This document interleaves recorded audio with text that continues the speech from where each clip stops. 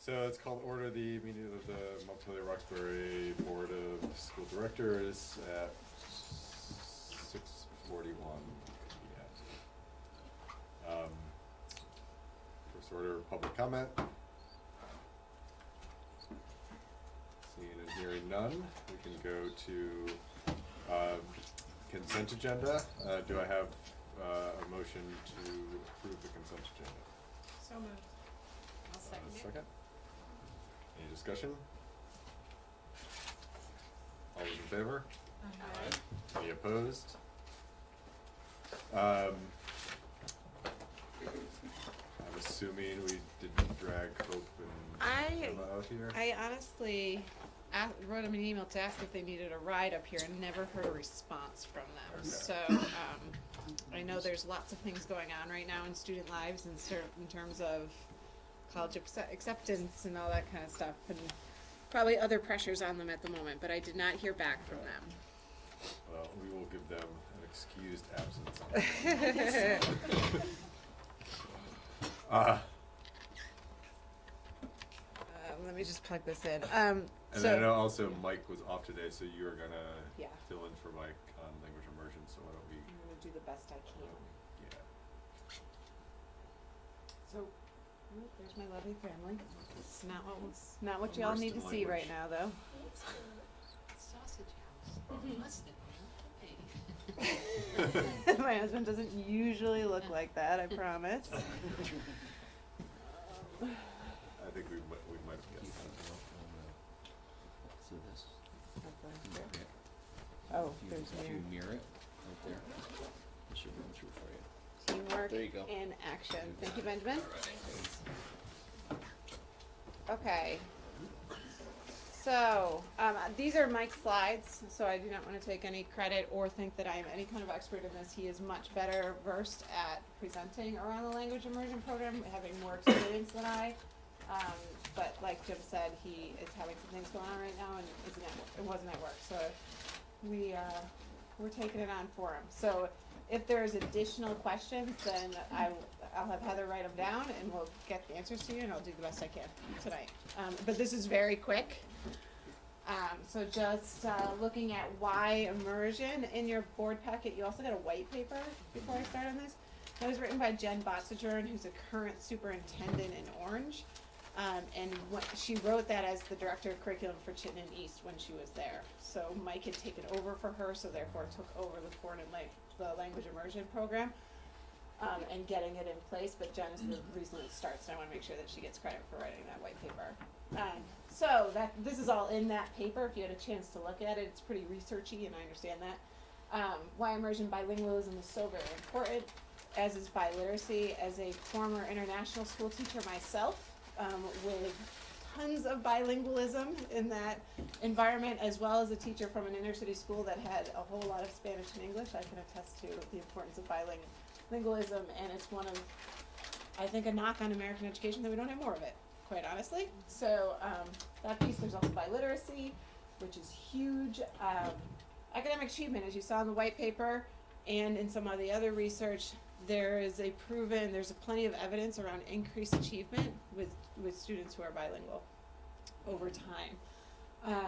And sociocultural competence, global competitiveness, and communication. All of these things are quite important, and important to this board, and important to our community as well. And bilingualism can help that in immersion. So the purpose of the study that we're proposing in this particular budget would do this work. It's working with a certain company who does this, as Mike mentioned in the last board meeting, and it has these 7 pillars that it stands on. So throughout the study, it helps the committee go through, whoever's studying it with you, go through each one of those 7 pillars. It also has rubrics that are attached to each one of those pillars so that we know where we are and what the next step will always be. So it helps us really dive deep into the necessary thinking that needs to happen in order to put a program such as this in place. They're experts, they've done it in plenty of places, and they have evidence to see how they're doing and talk to the people on staff around that. We have Jericho Elementary right now who's in year 2, Richmond Elementary, would be starting at a very similar time we are, because they're starting a new one. So we have some local places, but we also have some places in Massachusetts that we could rely on, which is not a very far haul from here. Things that we don't know about is we have no idea what language, because that's a committee decision. We have no idea about the location. We have 2 elementary schools. Which one would it make the most sense of? The committee would have to really dive into that. The staffing, we haven't talked in depth about that. We just don't know the answers to that. This study would help us find the answers to those kind of things. I'm gonna send you these quick slides afterwards, only for these links right here. It has the link to the white paper, but also the foreign language brief, which was written by John Alberghini, who's the superintendent over at CESU, and Mike. And the reason why I like it, you don't have it. Do you have it? You do have your Yes, materials I now. do. Take a look at that, because I thought that I had not seen that before. I looked through the board packet. Mike hadn't shown that to me before. So, looking at those questions were very similar questions to ones that the board raised last month or last board meeting. And you have 3 separate school systems who are in the thick of it answering those questions. And they were asked very specifically by John and Mike. They're not just general questions. So I thought that was great, and you can see what CESU is doing right now. But that's really what Mike had planned, and then he was going to talk about his experience in bringing about the program. But I can't speak to that. All I can speak about is from a parent who lives in Jericho whose kid couldn't participate because she was too old. So I can only tell you what the feel of it is at Jericho, and that it's not separate from any of the other classes, and that it's part of the school. And when I go listen to concerts, the kids sing in Spanish, and that's just the way it is, and everybody else claps along. So that's my only experience with it. I can't really answer anything more than that. Go ahead, Steve. This is a question to take back maybe, but Yep. I read the part about the 504 and IEP students. Yeah. So that's a challenge right out of the gate for any of these programs. Yep. And there's a mention here about self-selection out by families. And others saying, look, we just don't help, and the others are like, well, we offer it, but it's Tough. shaky. Yeah. So I think that that's a piece of the bigger question about just general equality of access, Yeah. and if our overall district goal is moving towards equity and inclusion, and making sure that the kids who are struggling at home aren't Mhm. in somehow on the edges of our educational system.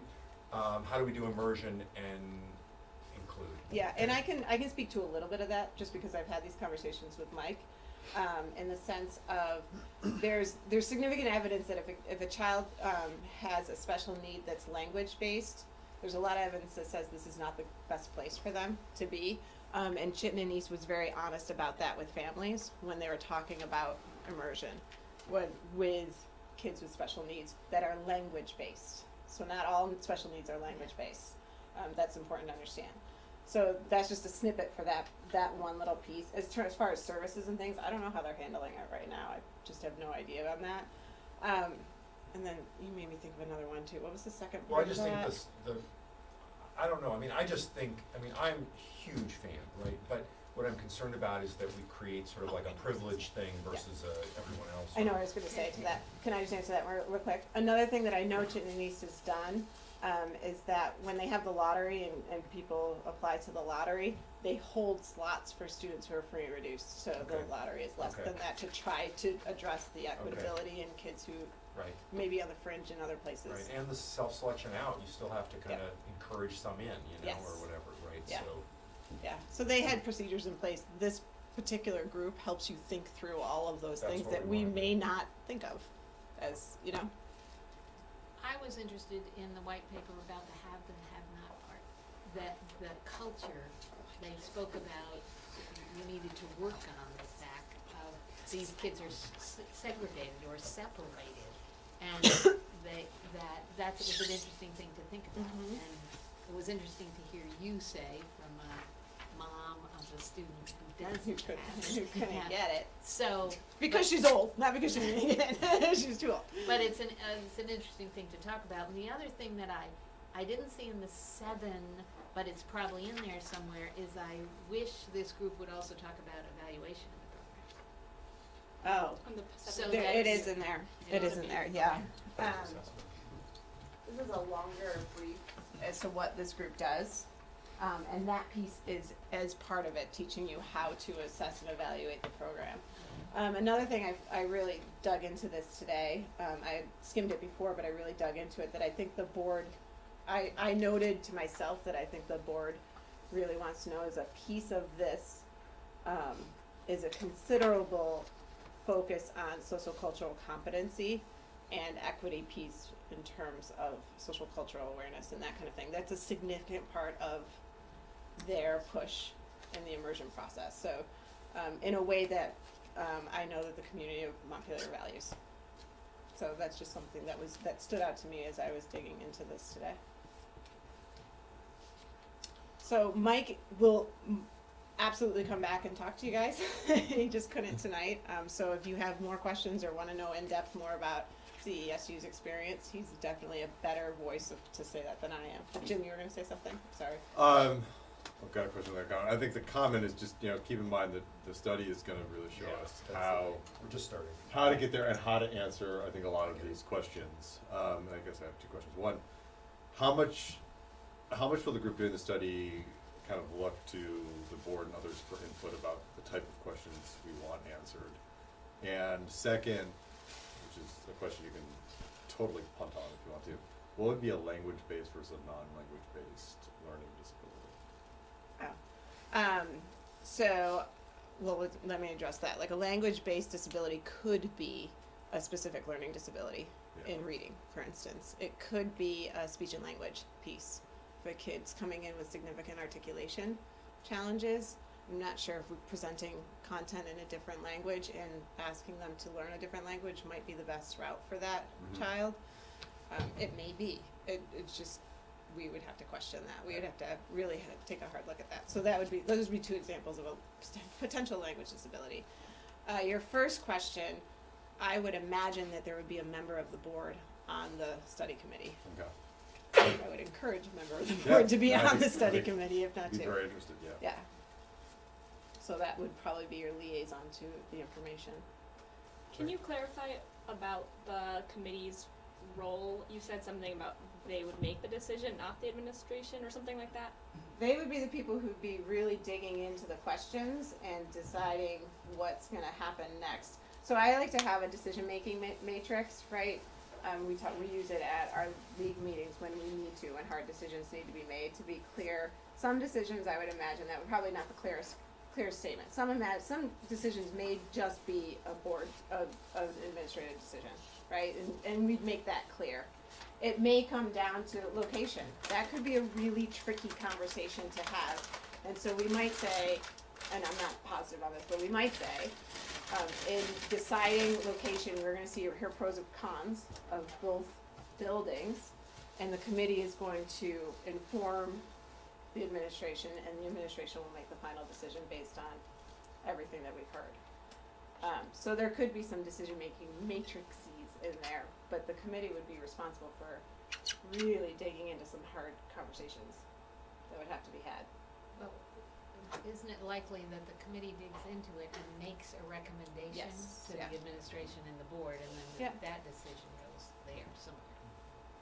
To administration. Go ahead, Andrew.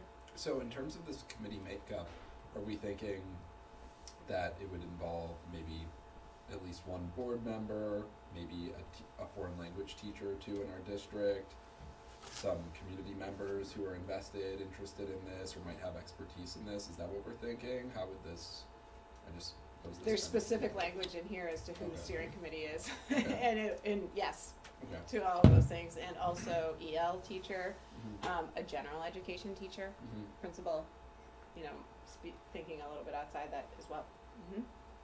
It'd be good But also- there is recommendations in here, like they guide you through that program process as to how to best select people. Because you want some naysayers. Mhm. In this particular process as well, you want some people who are going to be like, the devil's advocate, if you will. Sure. Oh, I have a question that actually Andrew brought up last time, and that this looks great, it looks like a good plan. How would we choose them in preference to somebody else who might do this? I'm going to go with what Mike said last time, that when CESU researched that, there were two companies to go with. And when I was talking to Mike later about that, he said there are two companies, and the second one is a spin-off of this one. So it's really people who have gone off the reservation for these to get, you know, to earn their own money in their independent consultancies, from what he understands. We can do more research to see if there's more. I mean, there's nothing stopping us from doing that. And I would say that my colleagues probably at Chittenden probably did a considerable amount of research into that already, but we can certainly do more research. There's nothing holding us back from that.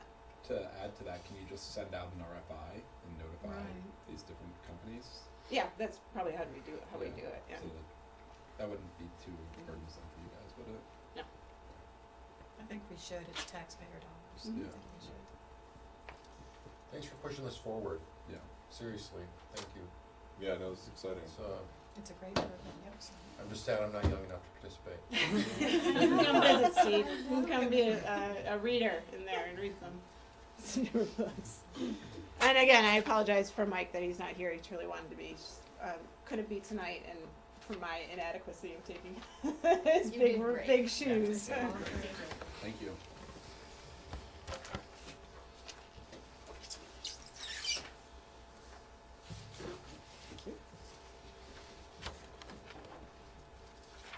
Up next is, Do you have something else to? well, Jim's the chair here. Jim's the agenda man. Yes, I think that's it for the superintendent report, so you're on again. Yeah, so I can take any questions from the superintendent report. Originally, when Jim and I had planned out meetings, our year-long meetings in advance, this meeting was supposed to be a real deep dive into the entry plan and what I found, but we didn't think about that it's also budget season and that's just way too much for a board agenda. So when Jim and I were talking about the super report for this week, we thought we'd just kind of hit on some things, so I'm happy to answer any questions that you have from what's there. Again, we're gonna bring the entry plan back, but this is just a quick hit. I think your three biggies were great. Oh, I do too. The three what? I just wondered if you could talk a little bit more about what it means to have a system and structure in place for improvement. I mean, I just, as someone who's not in that, doesn't live in that world of education, even just an example of I'll give you a what good it, example. yeah, that would be. Yeah, I'll give you a good example. So in my former district, as the curriculum director, when I took over right as the Common Core had come, you know, the unpacking had been done, and I came in a spot where we needed to write a curriculum off of the new standards document. And so we had to think about how do you do that? What's the best way? What's the most efficient way? How do you get the smartest minds in the room? How do you train people who are gonna stay and be able to continue this work? All of those things come up in my head, right? I had in each of my elementary schools coaches in reading and writing.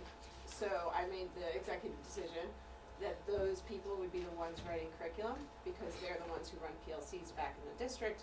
They're the ones who really control professional learning. They're the ones who do data analysis up the wazoo. They were the best people for the job. I had a structure in place where I met with them monthly. And they were able to be pulled from classroom or from their schools like the day before a holiday or day before a vacation because they don't see a lot of kids on that day, right? So because I had those people and we set up that structure, that they would be doing the work and they would be the ones who have the means to go back to their buildings and teach the teachers the curriculum and work through challenges and bring back revisions for me as a curriculum director so we could work through it together. That process, while hard, was seamless. Teachers responded to it, they responded, they were the most knowledgeable people about the curriculum, and our teachers were able to work off of it, you know, begin to plan units off it, make common assessments. That same work didn't happen at the same time in Montpelier, Roxbury, and so when Mike, as the director of curriculum, is taking over, we have no structure in place to get that work done.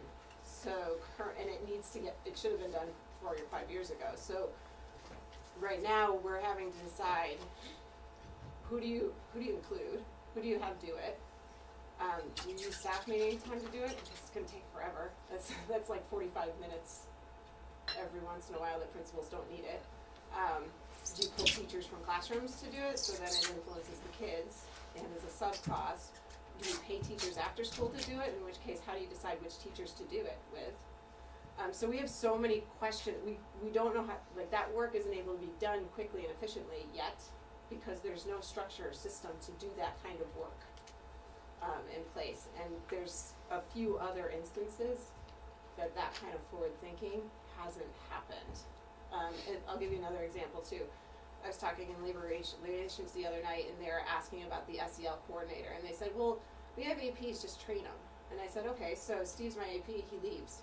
APs want to be principals, right? They're not APs for long, except for Jen at the high school. She wants to be an AP forever, and she's very good at it. So when Matt Roy leaves at the middle school, which he will, and he should, because he's going to be a principal sometime, we got to retrain whoever comes in. There's no system in place. It's dependent on a person, right? And so if, with a social emotional coordinator, that person can come in, take an audit of what our strengths are, what our weaknesses are, where the capacity needs to be built at the teaching level, at the administrative level, and start putting in systems in place. So when a person new comes in, the staff can say, welcome, this is how we do it. This is what works for us. Here's our evidence for it. And we currently don't have that. It's very person dependent. And I'll add to that, one of the things when I worked at the State Department that would happen, I'd go to a school and they'd say, we've all been trained in X. And I'd say, oh really? And when did you do that training? And they'd say, well, 3 years ago, everybody in the building was trained. And I'd say, really? So tell me how many people are here that were here 3 years ago? Oh, the answer would be, 3. Compared, and that, this kind of a system takes care of that. You're training from within, so everybody gets trained right along. And everybody's has the same background. Yeah, and you can develop expertise in a different way. That's what I'm kind of thinking about there. That's really helpful. Any other questions about things I highlighted that I'm really thinking about? I'm loving the data collection. Yeah, really. They know because they heard me forever, so I'm so glad that we're gonna work on it. Yeah, I like to geek out on data, and it's really hard to do that right now. I also just think, I'm really impressed that we're able to talk about our weaknesses in writing. And I think that we all need to be able to do that. And then, it doesn't mean anyone's rendering a verdict on anything. It just means we're continuing to work. And I think that the more we can call out our own areas that we need help in and we need to work on, I think it's gonna be more transparent for the community, and we're all gonna be on the same soapbox in terms of the way we talk to people. It's like, yeah, these are things we haven't done as well as we want to, and we're gonna work on these. Right? Rather than, no, we're good. Which is what happens when you don't point out areas you need to grow in. So thank you for doing that too. And you're never I have perfect. two statements that I Yeah. use a lot is when you know more, you do better. And the second one that I have in my office actually up on the dry erase that people try to erase but I don't let them is that data is information, not condemnation. Yeah. So we just Mhm. need to really think about how do we use it as information so that we can get better at what we do. But I mean, just seeing the lack of data collection. Like, I'm like, yeah, that's cool. We can fix that. That's a fixable problem. Yeah. Yeah. It's not like And the lack actually of collect- intelligence in Right. most people. Yeah. And actually collecting the data will tell you what you're doing really great at Yeah. and not doing so great at, Exactly. and then you'll know how to fix it. Great. Well, also on data, and I've had conversations with Andrew and Libby about this, and, we've had some requests, in the budget process. Andrew asked for, kind of long-term budget data. Michelle's asked for some data, I think about, what's going on in the classrooms. I think you or Ryan asked for data about class size numbers. What we thought we'd do is, because some of those are kind of like, come during busy times, and a lot of that data is not there or not collected necessarily in the way that we want. So what I thought would be a useful conversation to have after the budget process is over is kind of what sort of data would be useful for the board on kind of an ongoing basis. Then have just an honest discussion with the administration about, is that data that's available, and maybe a deep dive on some things where we might feel data might be useful, and the administration says, well, either that data's not going to tell you much, or it's going to tell you something different than you think it's going to, and then kind of make a decision as a board about the type of data we'd like, and then give the administration time to put that together and put it in the form we wanted to, so we, are kind of getting that data on a regular basis. We're not having, questions on Monday, like, could you, on Wednesday's meeting, tell me about all the teachers and, what schools they went to and how many kids are in their classes and, how many people are named John and,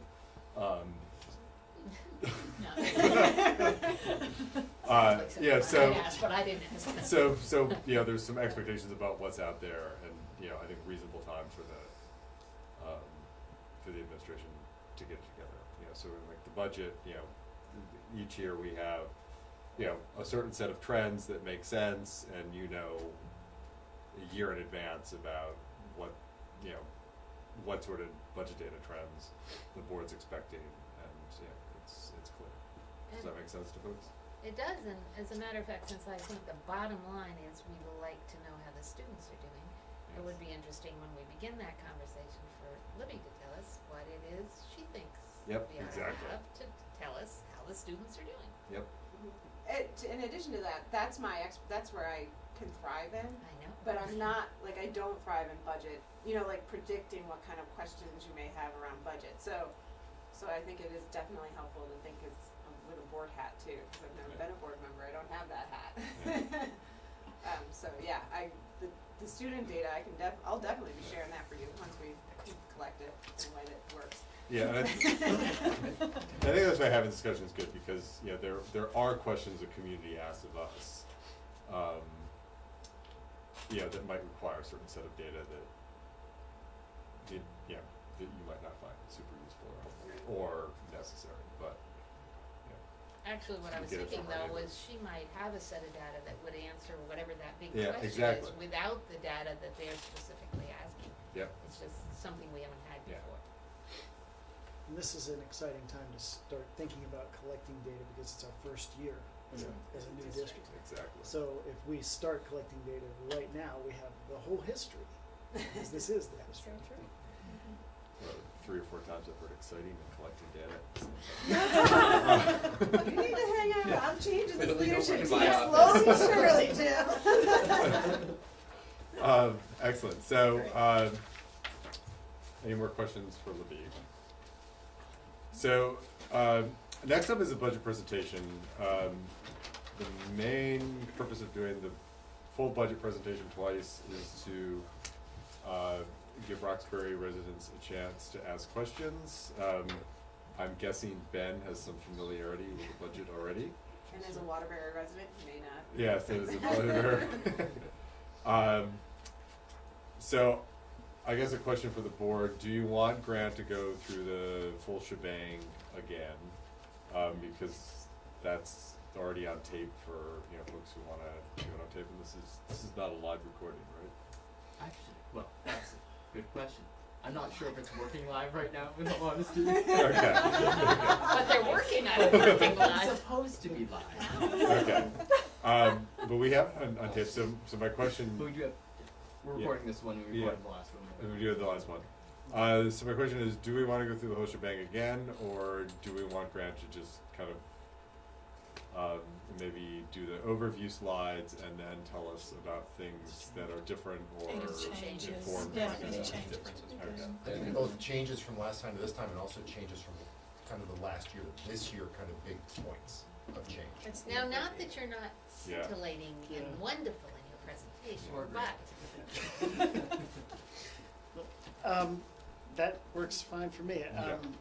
You may have to be patient, because I've got about 50 notes on every slide, because Great. I was expecting to go through the whole thing, so I may be hunting and pecking for Okay, notes. to- yeah, however it's easiest for you, but you can. Anybody need hard copies? Are they Oh, different yes. from They are last? different from the last time. Yes. yeah. They're Yes, not different they're from what I sent, or what Heather sent out. Yeah. So Yes. you're good? Yeah, I could use a hard I copy think- just to follow along. Yeah. Yeah, if it's different I from think last so. time. Yeah. We did send it out on Monday because we were waiting to see if the state was gonna give us some new numbers. Did And, No. and I am glad to give out as many as you'll take, because that means I don't have to carry So them all. you know, oh, do you have it? Sure. I'm just going to grab a drink of water, but I'll take one.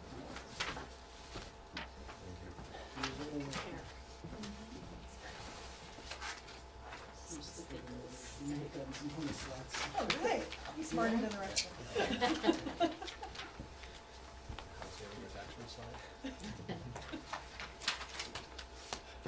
All right, so I will try to just make sure I hit some of the highlights and changes.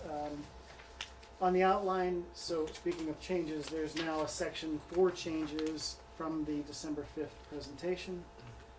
I would ask, as we go through this, if you can also think about the public forum on January 2nd. And if you have any ideas on how you might want to make adjustments to this presentation for the January 2nd public forum, if you could think about that so that we can take some notes down and make some adjustments. Nothing has changed on this context slide. I will change, I have foreign language on your hard copies. I've changed it to world language to be more appropriate.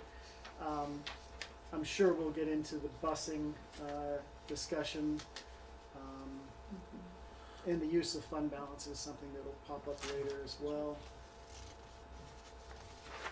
So the changes in future slides, you're going to see some cells that are highlighted in blue. Those, I tried to highlight in blue things that had changed. Things that are in yellow are still things that are unknown. The dollar yield and non-residential rate we have, it's still kind of an unknown to some extent because it has to be set by law. But those numbers are probably as good as it's going to get until after town meeting day. Some of the other changes, I had on one employee, I had an error, so I had to fix that. That cost $8,000. We took another snapshot of all health coverages. And of course, they all went in the wrong direction financially. You know, people going from two person to family. I think I had one Not the wrong financially. direction.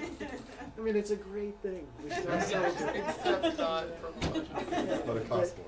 Not in this moment. Tech Center tuition went up about $6,000. When we were talking about Central Vermont Tech Center, they gave me a new tuition rate, which when I factored that in, raised our expenses considerably.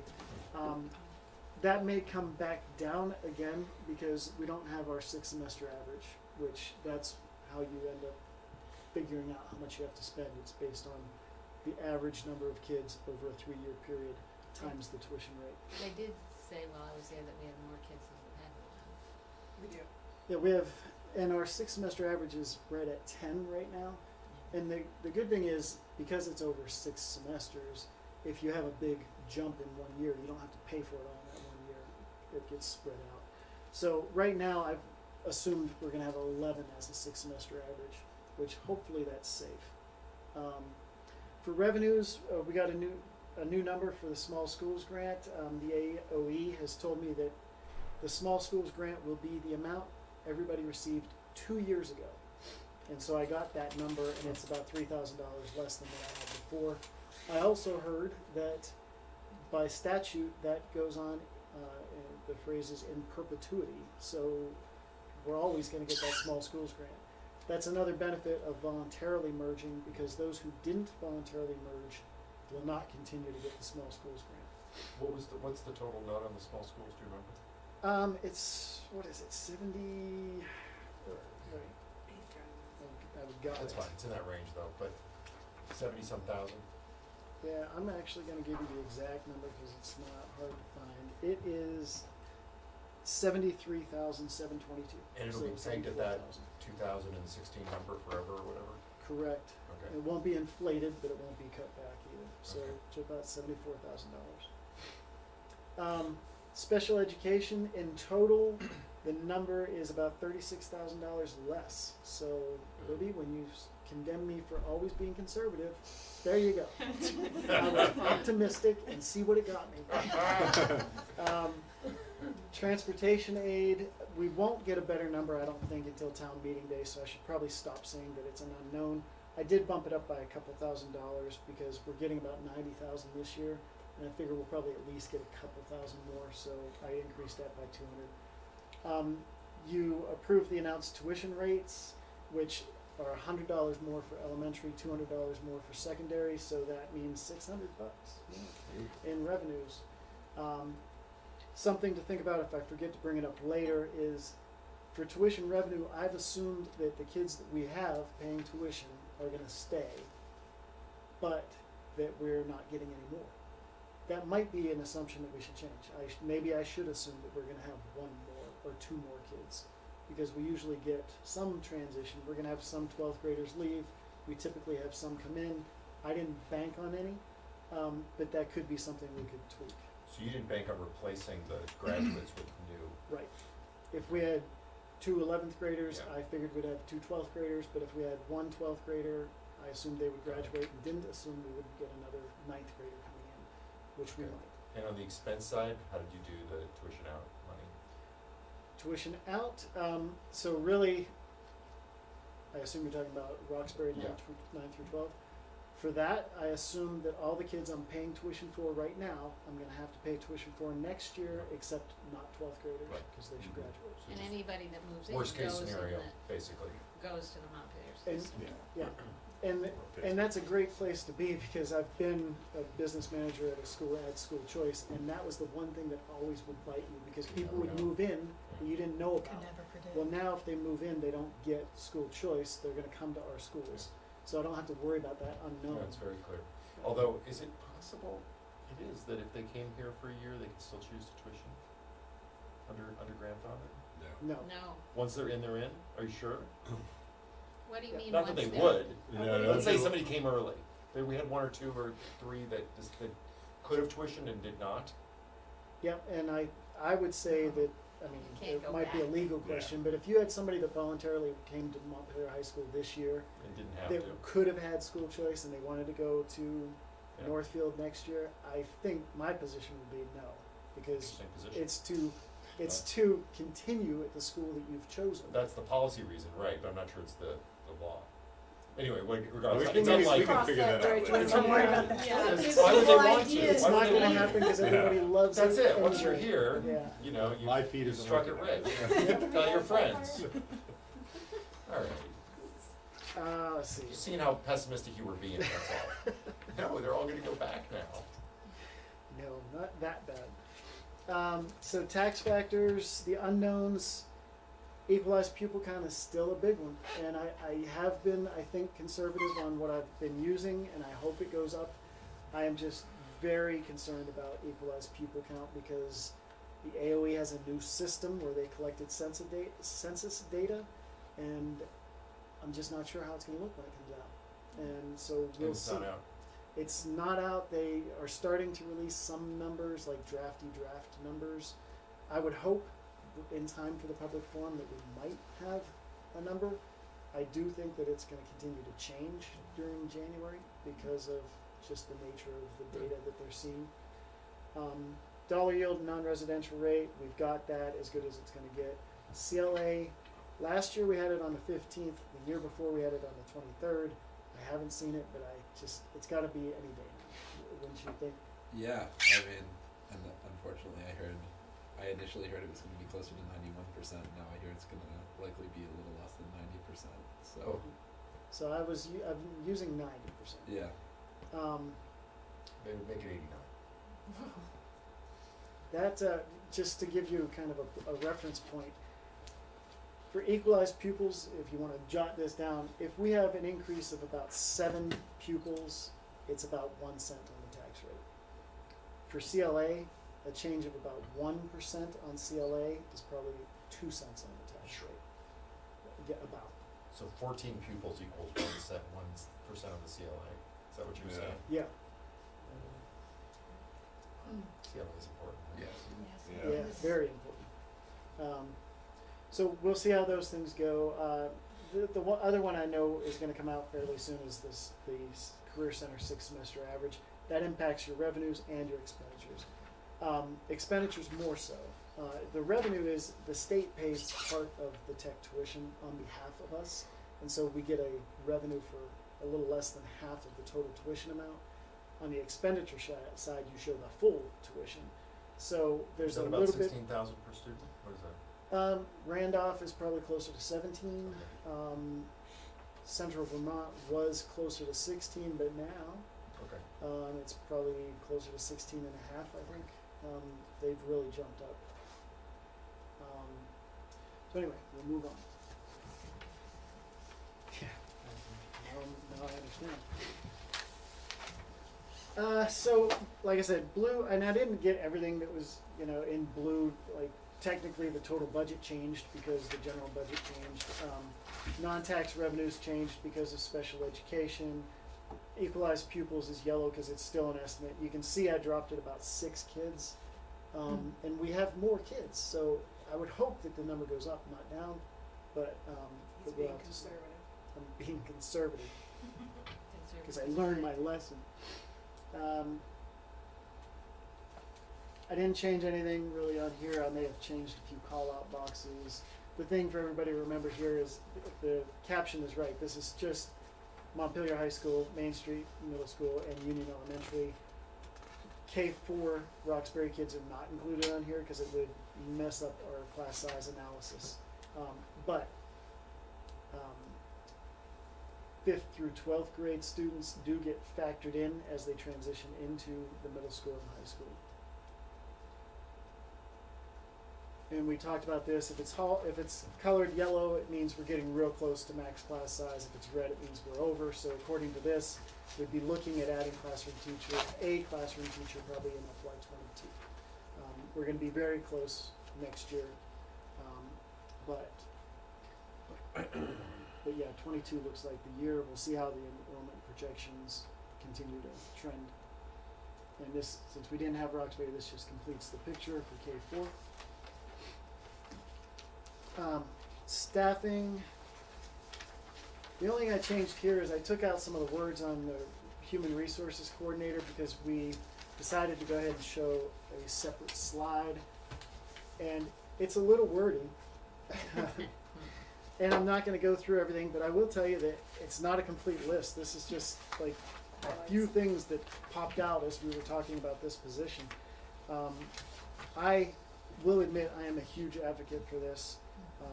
I will say that we're getting the job done, but it's among 5 different people, and I'm one of those 5. And I will tell you that if we had made a different choice for HRA vendors, we'd be done. We would be done. There's just no other way around it. And I think I've mentioned that there's a statewide uniform chart of accounts coming out that we're having to have in place by July 1, a new HR finance system that we're going to be supposedly ready to go on July 1. Those are going to create a lot of transition work for 2 of the 5 people that do some HR work. And whenever we do this, there's going to be an opportunity, hopefully, to do some automation for timesheets, leave tracking. I need somebody to kind of run point on trying to get those things up and running. We just don't have the capacity. For those of you who have been around for a while, you know the business office used to have 2.5 people, and that half person just didn't work. It's very hard to make that a very effective or efficient job. So we just went with 2 people other than me. I do think there is a strong need there, and I'm sure Becky would admit. Totally agree. HR and finance are 2 areas where it's not getting any less complicated. I mean, it just gets more and more convoluted. For us, another thing is with the merger this year, we got to do 2 of everything. Tax documents that we send out, you get your W-2s and you get your 1099s and all these things. We have to do 2 sets for everybody because they were NPS and now they're MRSD. So it's an area where there's a lot of liability if something falls through the cracks, and I would say we haven't let anything fall through the cracks, but I would say there's a risk that we certainly could. Dina. And I'm looking at job descriptions for all positions, and I can't imagine you had any time to get to many of those, and we've got a lot of them to do, right? We've got one for We have Libby. one for me. Alrighty, we're done. Well, let me ask you something, Tina. Yes. Did you have job descriptions at all the schools where you worked? Do all the teachers need job descriptions? It's not a case of all the teachers need job descriptions, but I don't know that we have a job description for any position. I mean, do we have a job description for him? Probably not. Do we have a job description for the coordinator of special ed or the we just didn't have any job description. So for the big categories. What I'm wondering though is how the job description thing, I've asked some teachers at other schools, like, do you have job descriptions? And I haven't heard from any of them that they have job descriptions, so I'm That, curious I would what say we're that talking about here. without a job description, it's hard to evaluate. That's it. I agree with you completely. We also I- employ more people than just teachers, so Yeah, no, that I would be the understand other that. piece. So I would assume that there's a general, when I was a principal, there was a general job description for teaching, Mhm. and that's what I use to evaluate teaching. It's not like the second grade teacher has a different job description than the third grade teacher. Same thing for custodians. There's a job description for custodians. A job description could be out there for IAs, Right. for teachers. It might be broken down by different types of teaching. Okay. But it's really all the other positions that you should have, and like, Certainly administrative. Yeah. and and I've gone to like my old district at Essex Westford, they have them all posted. I mean, there are dozens and dozens of job descriptions for school personnel that are out there, and we literally have one right now, which makes it kind of difficult for supervision and evaluation. I don't want to sound like I'm not a proponent of having job descriptions, because I certainly am. I was just curious to know. Do other people have? Yeah. Well, I have to tell you that the world doesn't do supervision and evaluation well. And so you don't notice you don't have them in some cases until somebody tries to evaluate somebody and there's nothing to evaluate them against. Which has happened this year. An administrator was told, you can't evaluate me, I don't have a job description. Which I'm surprised hasn't happened more often. Yeah. Because without a job description, you really can't. The employee can say all along, well, I didn't have this, I did not know I had this expectation. And this- Evaluation is and- irrelevant. And to kind of get to what you were at, because of the fact that it may not be critical each and every day, that's why this is one thing that didn't get done and hasn't been done. But it would be good to have it done, and if we had a position like this, I'm sure we would start chipping away at that. So, this HR coordinator position is scheduled for hire on July 1. If the budget gets approved, yes. Would we consider hiring 2 months early and taking it out of some one-time money? I'm just, there's a lot to, maybe that's not maybe July 1, not a lot of new things are beginning. But it sounded like there were. Well, I know, you just said there were. It's like you have to know Don't fall You on just your said there feet. were, right? So what I'm wondering Yeah. is, if you get somebody for not a lot of money out of a budget to start 2 months early, you've got a wonderful time to get them ramped up, get some things in place, maybe help get some of that stuff in place for July 1. I don't know, but I'm You saying do it's mean not. after the budget has been passed, so you know the community's Sure, approved but this that's a position. long distance still. You've still got time to do the hire, and if you try to push that for a May 1 hire, you will get a big load off your shoulders for not a lot of money because of the time, just because of the timing, nothing else. It would definitely, I would say when the budget gets passed, I would say it would be great to be able to put it out and see if we get some great candidates, then Early. I would definitely come back to the board and ask if it would be okay to hire a month or two Early. early. It really depends on the strength of candidates. I And get if we it, have yeah, good you wait until candidates you get the that- right one. Yeah. There might Yeah. be good candidates that can't do it until then anyway. Right, so- that's true, but I was saying this position may not fall on a typical academic calendar hire, maybe it does. It depends on the Okay, candidates, yeah, yeah. okay.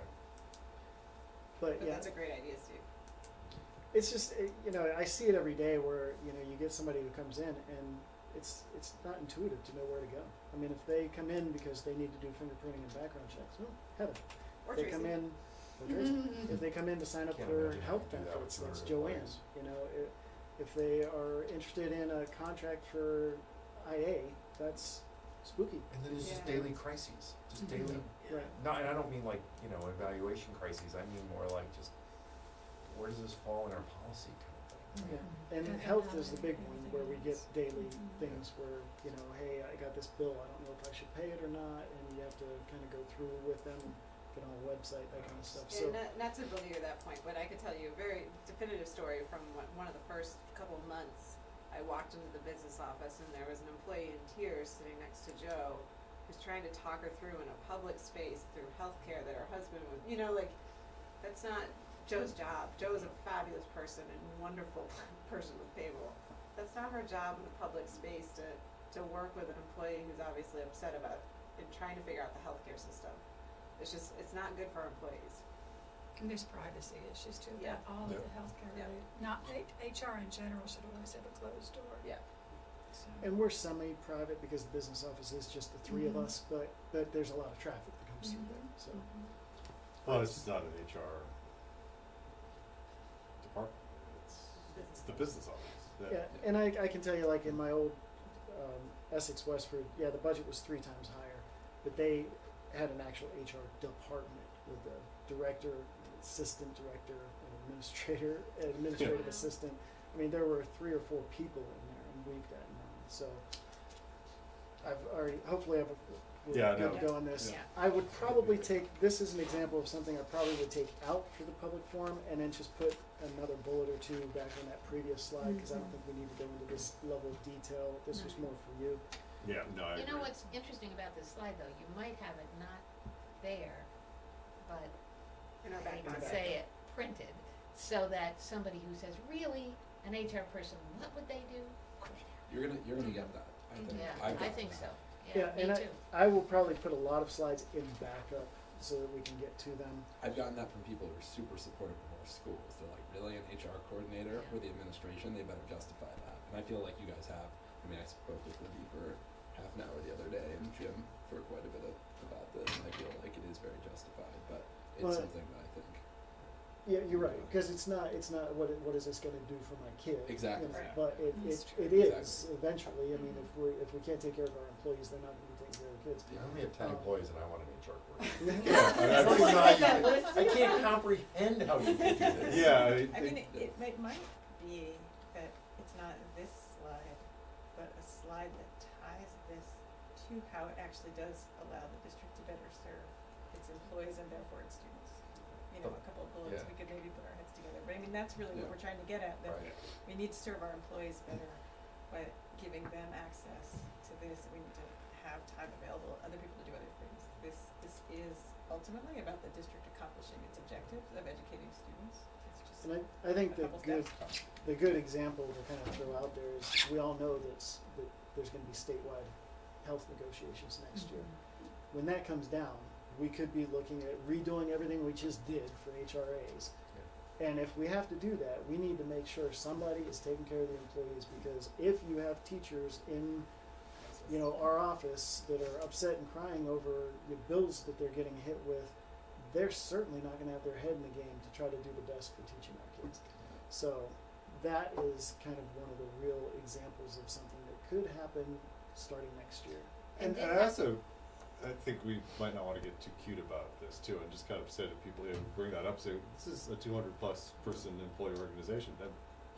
Can you think of another 200+ employee organization that shouldn't have an HR director? And I think, you know, does your business have an HR director? And I think most people dealing with, got 50 employees and an HR director. Of course we need an HR director. Who do I go to when I have questions about my health benefits? So I mean, I think, you know, just having some frank conversations that, you know, in addition to educating people, this is a place that employs people and has extensive employees and a pretty extensive budget. And What? I can't imagine how business managers survive in districts who didn't choose our healthcare. Yes. I hear about them all the time. Like 3 or 4 labor contracts. Yeah. I mean, like, Yeah. Yeah, one anecdotal experience I was even thinking about after talking with Libby the other night was the idea of, you know, harassment, diversity training. That's something that state employees receive, and it's extremely helpful. And hearing from some of our from our 2 student representatives, it sounds like that type of training might also be helpful in our schools as well to raise awareness. Yeah, Yeah. that's generally Alright. an HR type function. Yeah. okay, let's keep moving. All right, and I think a lot of this is gonna go pretty quick, because I'm just gonna highlight the changes. I think that for the informational session, and if you remember last year, we did this too, we only started looking at expenses one way instead of 2 ways. So I think we'll probably cut the ones by category and just go by program, Yes. which I means think that's this: special ed, general ed, co-curriculars. So we'll take a snapshot looking at things this way. And on this slide, once again, I tried to kind of hit in blue things that had changed, which most of that has to do with the salaries and health benefits that I talked about where I had to tweak some things. Those hit under the categories of general ed, special ed, and buildings and grounds. Those were the people that I was talking about having to make adjustments for salaries and health. The other one that's highlighted is career center tuition. I mentioned that I had a higher tuition rate that I had to plug in. So those are kind of the big numbers that had changed on the expense side. I think in total is about $49,000 at the exact total, and most of that was health benefits and new snapshot. So I will skip by category, which is salaries, benefits, tuition. In revenues, we have a very colorful chart. The line items in blue have changed. Education spending is going to change anytime any other number changes because it balances your expenses and revenues. Small schools grant I mentioned is about $3,000 lower. Special ed intensive is about $60,000 lower than I was using, and they're basing that on 56% reimbursement of eligible costs, and I was using a higher percentage, so that kind of bit me. The block grant is about $24,000 higher than I had before.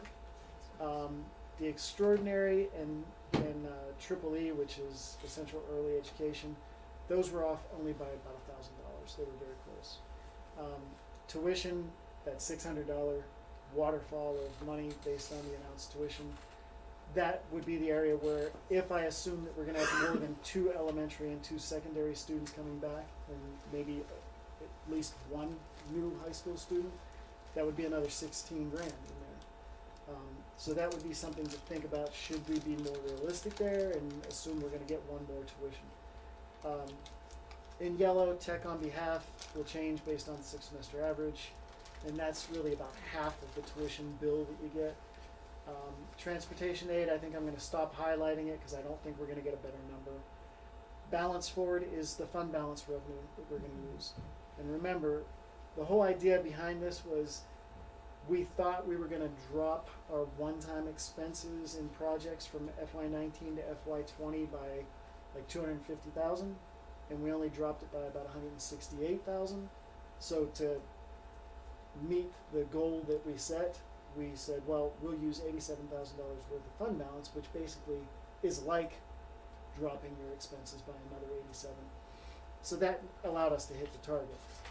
It's something I highlighted because it's your decision, and it's something we should think about because in FY21, if we look a year ahead at tax rates, if we drop our project costs down by $87,000 and then take away this fund balance, it's not going to help the tax rate at all in FY21 because you're dropping both. If we drop it now, it's a near-term hit. It would be a challenge to our tax rate this year. But next year, when we drop our expenses and the revenues, we don't have to mess with revenues, we're really dropping expenses. And we're dropping our ed spending and would help us drop the tax rate and absorb some of that 2-cent tax merger incentive that we have to kind of soak up.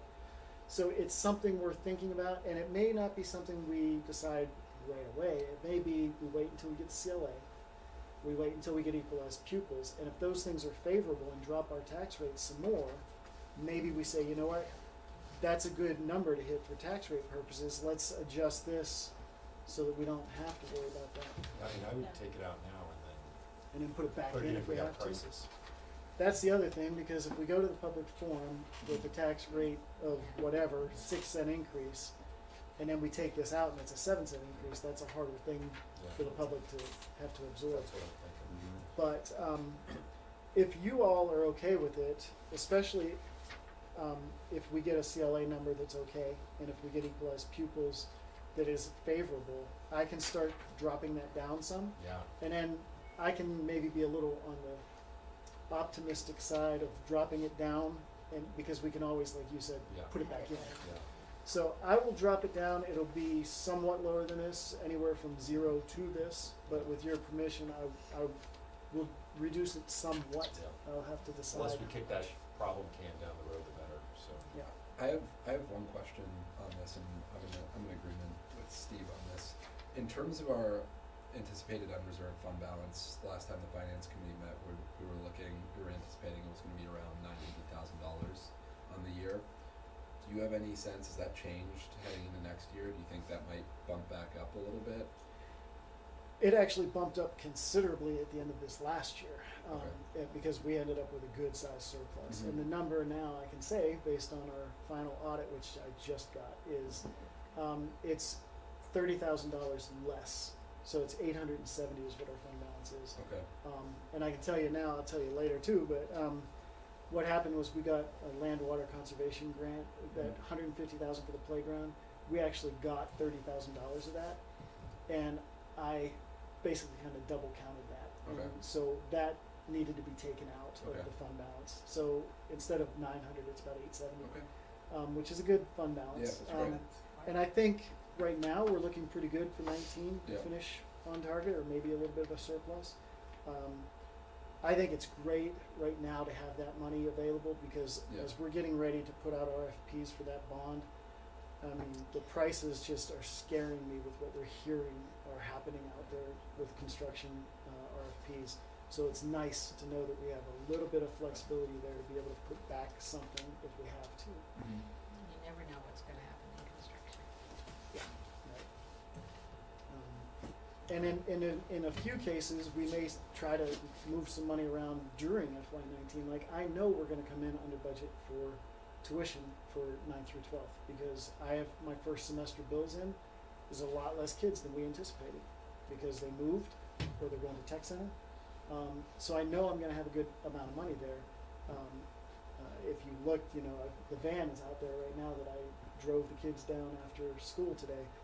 We went ahead and bought that van because I had some money left in merger, and I knew I was gonna have some excess. So I had talked at the beginning of the budget process about a one-time expense for a van.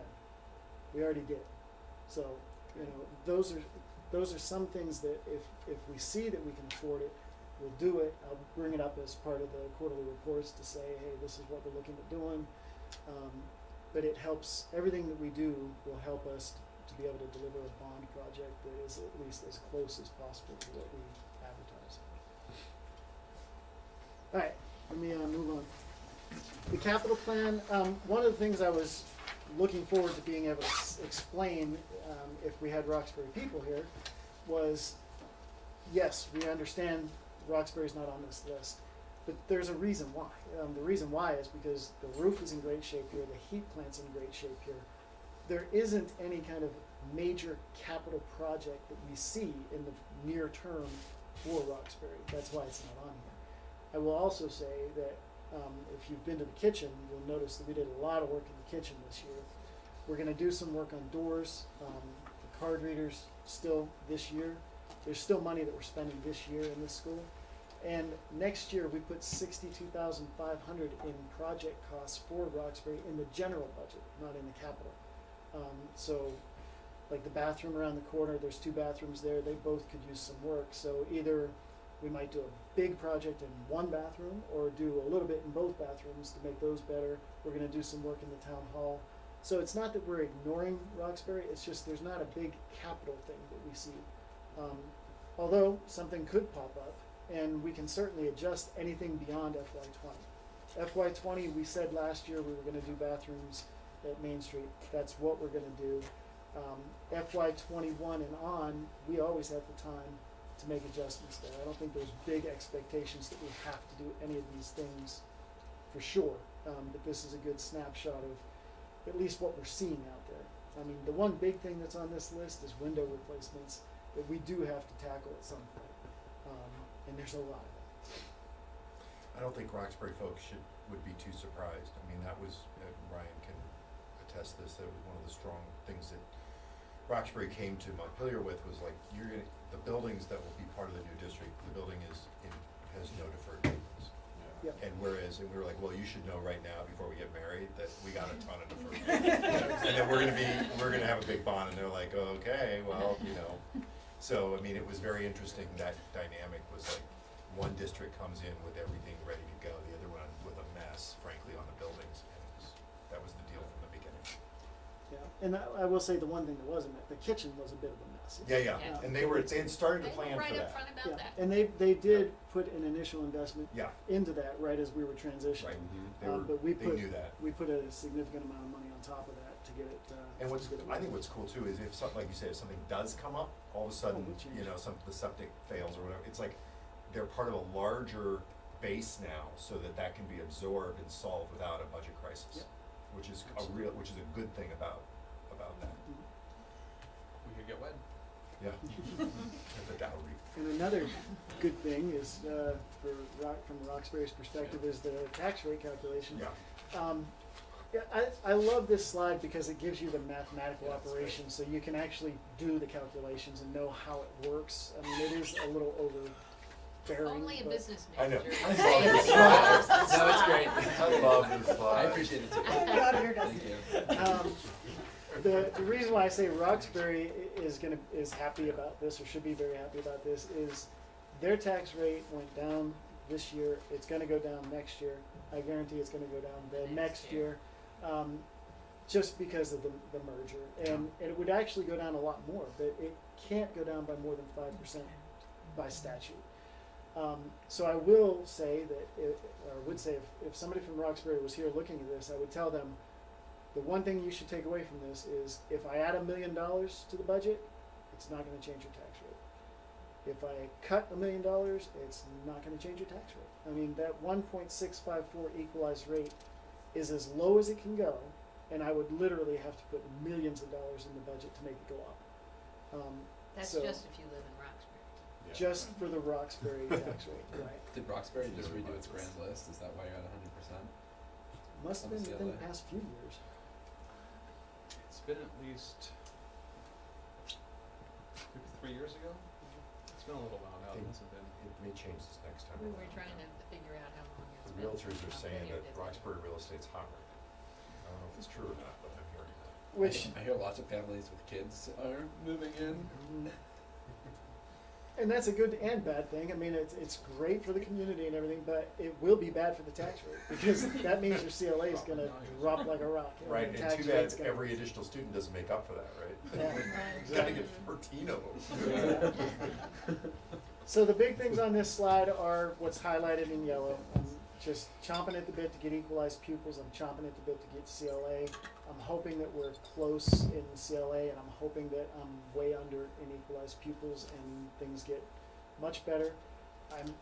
I'm not sure that we're going to have the equalized pupil count by January 2nd. I hope we do. I really do. And if it's a good number, if the CLA is close and the equalized pupils goes up, it's going to make me feel a lot better about taking out that fund balance. So you're projecting an actual decline in equalized pupil from FY19, or you're putting in as a placeholder? I just made it a round number and I didn't want to go up, so I went down. By all stretches of my imagination, it should go up. It really should, but there's this weird thing on equalized pupils. They look at they take your average daily membership over 2 years, and then they have all this weighting. Like a high school kid is worth more than an elementary school kid, and a preschool kid's only worth 0.46. But if you have kids that have ELL needs, they get weighted heavier. If you have kids free and reduced high, then it gets weighted heavier. And then what happens is you have a total number statewide that's a lot more than the number of kids you actually have in the state. And then what the AOE does is it says, what do I have to multiply this by to get it to drop down to here? And they multiply everybody's equalized pupil by that equalizing ratio. And that's a scary thing, because I don't know whether that's 93%. So you can't do the math 94%. in-house. I You have to cannot wait. do the math. Yeah. There's no way, Who because does I the don't math? know what the equalizing ratio is. You Brad know, James. Brad James does, Right, yeah. yeah. He does all the math. And Not he's, all of it. and in fairness to him, I can't really complain about him not giving us an equalized pupil count, because He doesn't there have are any. schools that don't have their data in yet, because the statewide longitudinal data system is very challenging for you to feed your data into it, and it has to be exactly precise the way it gets in. And it in order for changed it to this work. year It without any changed big technical time this support year. as to how to do it. Right. So that's why I'm not sure when we're gonna get that and what it's gonna look like, but I'm really hopeful that I'm very pessimistic on that number. Let's see, what else? Hopefully pessimistic. Actually, Greg, can you remind me, which fiscal year do Roxbury and Montpelier have the same pre-CLA tax rate? How many, is it 5? It wasn't 5 years, was it 3 years after the merger that the rates Oh, go that they together? were supposed to get together? I thought it was close to 5. but- Probably equalized, it was probably about the time that the merger incentive book expired, which would have been about 5 years. But it's a 5% decrease, so that absolute number is getting smaller as their number goes down. So your tax, it's not a straight line, in other words. Right, and it would be getting there a lot quicker if there wasn't that 5%.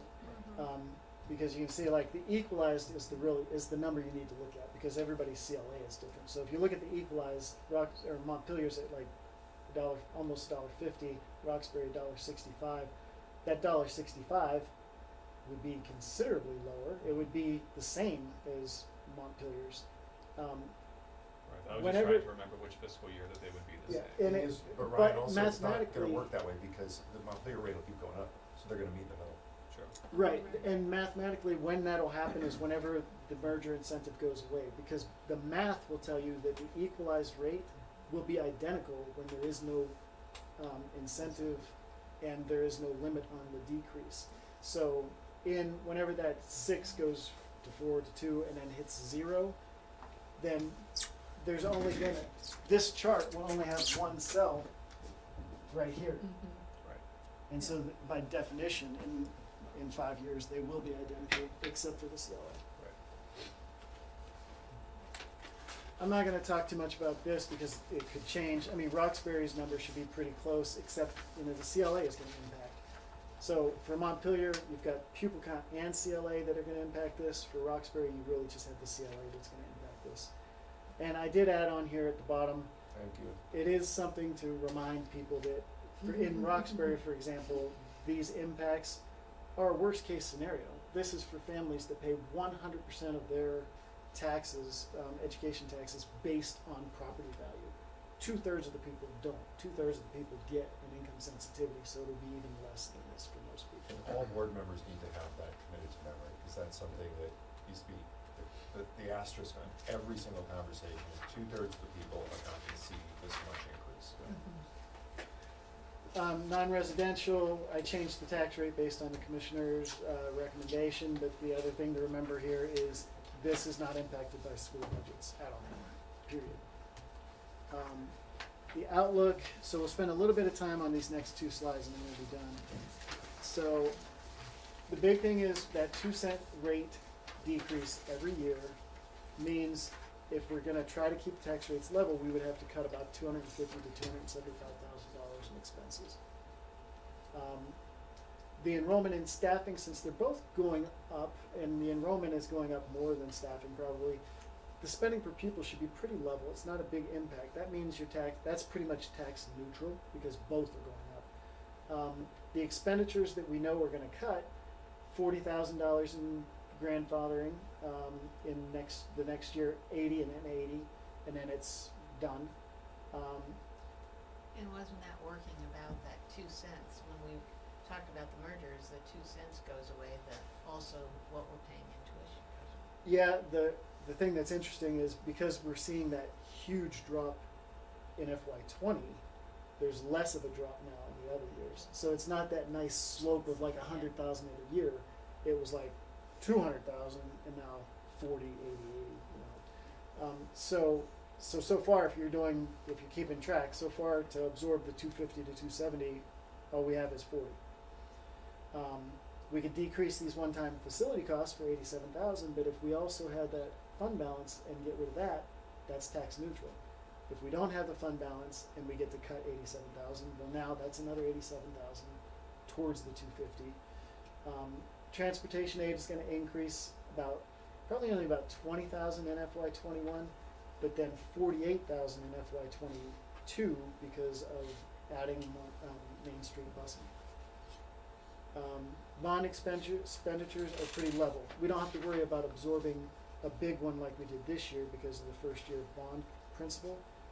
But as construction bond costs are gonna go down every year. The Beamer's bond for retirement actually is structured so it goes up a little every year, so they're pretty much level. So the outlook is, we have a lot of money to have to cut if we're gonna keep taxes neutral, and we have maybe half of that if we take away the fund balance this year. Maybe a little more than half of that, or probably right about half of it. Budget summary, did I skip a slide? No. Oh, no, there. The budget summary, I mean, that'll change whenever I get new data. But the discussion points is the other big one. So I beat the first two bullets to death. We talked pretty considerably about the third bullet. So really what I'm looking for is if you have any other thoughts, or if you have any other thoughts about the public forum presentation. Last year we had a few education-centric slides, overview type of slides that we had thrown in there as well, things that aren't in my alley. So we could look at maybe adding a few slides that are like that. I will take out some slides, especially the ones that are like by cost category, and put those in back up. I'll take the HR one and put it in back up. But I'd open it up to you as far as what you'd like. I would say a couple of things. I think we should have a general slide about the merger, like maybe more overview slide than a grant slide. In I'm terms sure. of just overall, how's it going? How's it going? It's going You mean, great. how's the finances going? Well, And the operations Both, too. yeah. both. It's Well, connected, and I think- connected. It's connected. Yeah. And I think the finances of, so what's happening that, by the way, we didn't have to pay for it kind of thing. I mean, I think people were worried that the merger would cost a lot of money for some reason.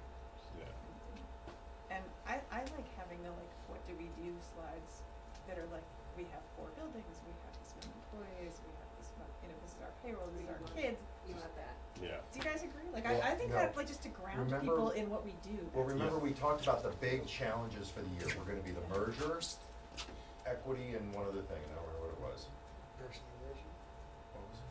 Personalized learning. Personalization. It might have been, Yeah. so the question is, how does the budget react to those 3 priorities?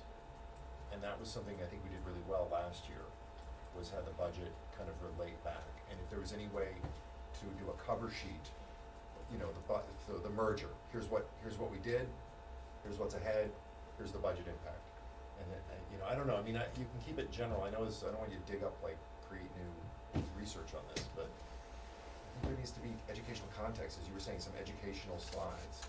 I agree with that too. Yeah. But I also just like the what we do context You to mean, ground like what when we do as a school district, period? like when people show up and they're interested in learning about the budget, to ground them in this is how big our organization is. Oh. This is where we Scale educate and- people. This is Yeah. the scale of what we do. Right? Not in only huge that- detail. Most people Just know. Just, And You know. not only that, I still have people say to me, what are the grades at Roxbury? When did our kids come? So that idea of, okay, Roxbury consists of these grades, then they come to Montpelier. It sounds like we've said it 5 million times, but I still have people asking about it. And that's sort of how did the merger work? yeah. What actually happened? Oh, Roxbury now is K-4, that kind of stuff. Yeah, and just thinking back to last year's presentation, I think we're a little, I recall we were a little heavy on it. There was kind of a deep dive into a bunch of very kind of factual information on just what the schools looked like. I could be Yeah, I think that could be a quick Just overview. We very just got quick, just very four quick. schools. We got 4 buildings. They have this Yeah. many kids in Four- them. Not yeah, big. four We have 200 Not big employees, statistics, exactly. Yeah. It's And not a lot. It's just and then this is what we're talking about. Maybe a little more on kind of vision and Okay. what drives the budget, and how's the merger going? Kind of just Under here's how the where we're merger at, here's going, where we want to go. everybody always asks me, how are the kids getting here, is that okay? Because it was a question during the merger of transportation. Well, maybe Yeah. instead of trying to get it, I think all that quick overview is good. I'm wondering though, how do we tie why this budget? Why this budget is the budget it is, and what are you trying to do this year in the schools? What are you trying to do next year in the schools? And why this budget? How does that do that? Yeah, I think that's a direct connection correlation, just as I kind of play it out, just without Yeah. having much thought to it, but that question alone is a direct correlation to the two staffing pieces that we put in and aligns with the systems and structures that I was talking about in the Suit report, that those positions are meant to build capacity in terms of systems and structures and what we're able to do. Sounds Whatever. dry. I Yeah. know, it is dry. And I think maybe that's what you say, right, is like, this is my first year, full year, Mhm. and what I'm trying to do is get everything organized, get everything, best practices, professionalism, build a good culture, Yeah, you know, Yeah. and say that. which is not a lie, that's exactly what I'm But trying that's, to do. well, that's good. The community will feel good about that, Yeah. if they Yeah. know, oh, we got a strong leader Yeah. who seems to understand systems. Yeah. And Right. those three things that you put in the HR report was for one of them. this board meeting are those things Yeah. that I think people wanna know, oh, we have a new superintendent, and by the way, she noticed that we need these things. Yeah, Yeah. In order to do those things. and I maybe think part of that's that is, important. we're not trying to be, we had a big year last year with the merger, like, or this year with the merger. And the We- bond. We've had, it's And been the a bond, huge yeah. year, right? We had these two big things. Oh, that was the other thing, was execute the bond properly. Yeah. And so we've gone through that, so great, now we're wrestled that to the ground, but now we gotta start looking at systems and culture and not try to be too ambitious in the coming year, other than to finish the things we started and get some professionalism and some systems in place. So we're gonna take a breather, you're not gonna see a new anything in this budget, other than what you would hope we would be doing. Yeah. And maybe Other that's than the themes positive. we've heard from the community. Right, and I think that's a positive statement. You're not seeing new initiatives that are gonna be terribly sexy this year. It's Or really good. language. Well, there is one, right, but Yeah, that's but- just the beginning of the beginning of the Yeah, beginning of beginning, it, It's just, right? it's just starting. Well, and I think even that fits into an Bring it. approach of, look, I'm, Responsive to the community. yeah, responsive to the community, but not just responsive to the community, but, looking at systems and looking at, how do we achieve educational ends by looking at what we have, looking at culture, and, we're not, it's not a program, it's a study to see how can we implement a program. Right, even that is not gonna be a new initiative this year, we're starting to get ready for, Yeah, It's a out there. systems approach. yeah. So if you can say that in a way that makes people feel like that's exactly what this school district needs this year, Yeah. is that. So the other thing that might come up is, so how are we doing with that money? Well, how's the construction? Even though it The doesn't fit playground in will here, come it's up. gonna come up, Yeah. how's the playground, where are we on track? Are we spending more than we thought we would? Are we, all those questions. That, transportation, and Roxbury will definitely be three Yeah, themes. those will be the two. Yep. Possibly snow days.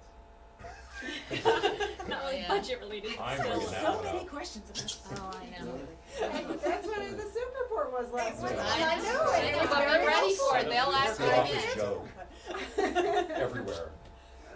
There's a certain number of people who are convinced we're gonna have more snow days because of the merger. And unfortunately, since Oh, we I had thought it more was just snow 'cause of the before snow, Christmas. 'cause of Right, the and we had to November- It's like Through. coming Well- true, Okay. right? Bridget, it's a Yeah. cruel joke. I had to do 2 snow days before Yeah. December. Oh, of yeah. my first It was a year. cruel joke. It was a cruel joke. So Yeah. one thing that I think might be nice, Grant, would be to have like a basics of a school budget in Vermont, kind of like to explain like how the tax factors and fit into what happens to the budget. Because like if I came in not knowing anything about how it works in Vermont, I would think, okay, your budget that you're making is the budget. But then there's all the state things that affect what actually happens and I guess what happens to the tax rate. So some sort of, and I don't know where necessarily, but like something about like the breakdown of what happens. So we set the budget and then this is what happens to get the tax rate. And I know you like the slides at the end do sort of address that, but not like in an overview sense. Does So that make more- sense? So you're looking for something earlier that basically just talks about the education fund and how that works. Yeah. That. Good luck with it. I'll be glad Yeah, to see seriously. you explain That's- that Before, in 30 before seconds like, or less. yeah, No, before we like can't people look at are sort of like all in the details. VPR I has spent guess. like 10 years trying to educate Vermonters. So what if it was more of Well, a, it can't I like that, maybe it was more like a, as we build a budget in Montpelier, we have to remember that there are these 5 things that happen to us. Yeah. That come from the outside that are going to ultimately turn our dollars into a tax rate. And we don't get to control those, and we don't even know what they are yet. And then here they are, boom, boom, boom, boom. Yeah, and I think there's still a lot of people out there that think that you get money based on the number of kids, you know, the old block grant type of Yeah. mentality, which it hasn't been like that for years. So maybe there is, you know, something I could put together that's at least like the basics, the very basics of you know, like how it works up front. You don't have to reinvent the wheel either. There are a couple of really good resources on Yeah. this. I I was can just send it gonna to. say, the VSBA put together a like cartoon thing for the Ed Fund last year. I watched it like 15 times when I was, before I interviewed for you. Right, and I guys. still don't understand. Yeah, if you But don't put a that's clown nose something on for while you you're doing guys to it. know as a quick Yeah. link to send people if they ask too. Like, here, try out this cartoon. See I if just think it would works. be awesome if I could put a link to a cartoon in a budget briefing. I That would be a know. first. We could totally show that instead of you talking, Grant. Yeah. See how long it Bridget. is. Just, it's a totally crazy idea, just you do it to, what you will, but I just had this thought that you could take the slide at the end, but just last year's as the first slide. Like, if you started with this and kind of briefly explain how this year's budget, that where all these numbers we already know, Or like even, that could sort of frame a little bit for, like, this is this year, these are these numbers that we didn't actually know. You know what I mean? Like, this is where we're starting, okay, now we're gonna go through what's happening and then kind of end. It's a dense introductory. Yeah. I know, Not, it's not as hard. the very first words out of your mouth, but as or maybe like, you know, maybe nice round numbers. You know, Something just in- some. Right. We need one of those I don't know. understood bill things for this. Sure. Totally.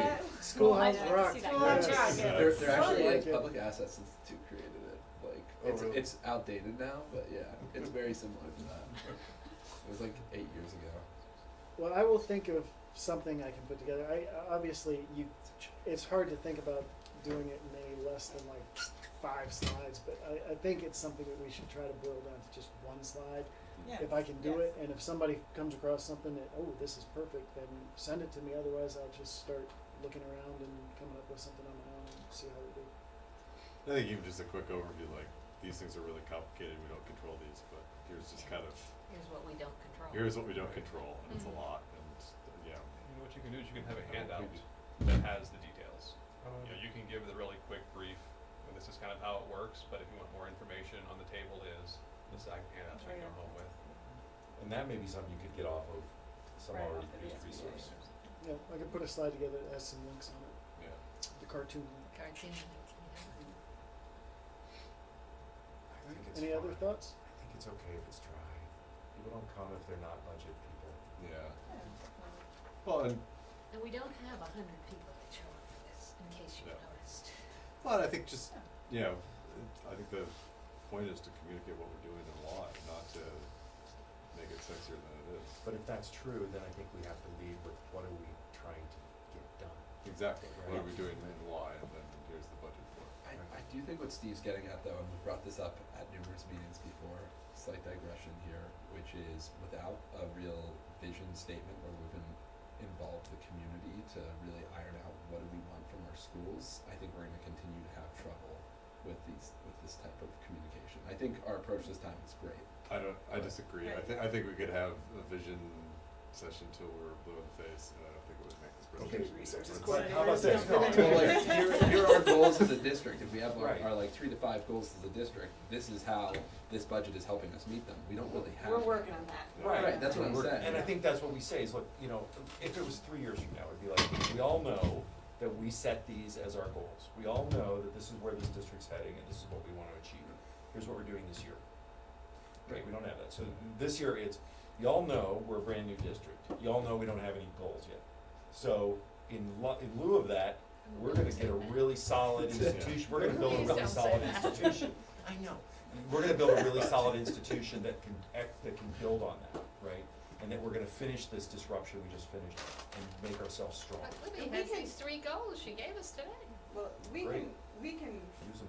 I'm gonna say the royal we, because it's me, right? So we have a new district, a new superintendent, who's leading a leadership team who's Yes. relatively new. We need some learning to, we need some time, and we appreciate the community giving us that kind of time as we build the structures we need to in order to move more efficiently for, in all kids learning.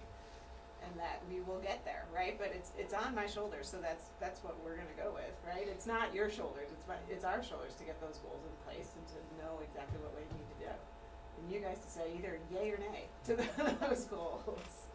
And it's been a challenge for going on 13 years for me to try to build a budget that really links to action plans and links to this and links to that, because the fact of the matter is 70% of your budget is salaries and benefits for the people that you got. So, I mean, the majority of our money is going to be for doing just the everyday stuff. And we're always going to be able to call out a few things, but it's never going to seem very significant in terms of the total percentage of budget. Like, hey, we're going to do this $22,000 world language immersion, which is 0.1% of the budget. Because you just never can get that big chunk and say, well, 20% of the budget is for this goal and 20% is that. No, 70% of it is just to have the people come back.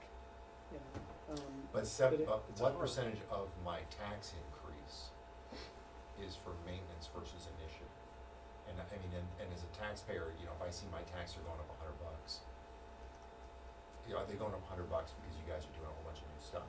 Or are they going up $100 because you're just trying to pay the bills? And I think the answer this year is mostly we're just paying some bills. And that's why the tax increase is small, and you're not seeing a lot of huge new initiatives out of this. This is Although, we're adding a person, and we're adding busing, and and that we should be can said. talk about why we felt that was Yeah. important. We Yeah. should say that, right? Yeah. And Wait, isn't it at this point accurate to say that most of the tax increase is because of the CLA? More than, I mean, You could say, well, equalized pupils right now is causing a little bit of a problem, but CLA is probably Good portion. 4 cents of the 6, so yeah. Yeah. Yeah, I mean, it's complicated, the problem is Right. it's just complicated. it's all within that range of, there's not a lot you can do. And You know. that's explaining the CLA in 30 seconds is not easy. Well, here, it's better. It's 2 cents is because we lost 2 cents of tax initiative, or merger initiative, and then 4 cents CLA, Yeah. 6-cent increase. Uh-huh. I mean, there's other places where we gained because the yield went up, but Ups and I mean, downs, but Right. it's okay. I mean, I think the message is this is not a year for a new merger, for a new bond, for a new anything, other than Yeah, I mean, take care of And it's business. and one Yeah. could say it's a You're ready good for the thing future. because you're Yeah. paying the most on your bond It does. this year. And we knew that, so we're not doing other big things. yeah, no, I think that's totally fair. We And I did, think people might be relieved. It's like we got Yeah. new administration, new district, and the biggest bond in history. Okay, let's take a breather. Right?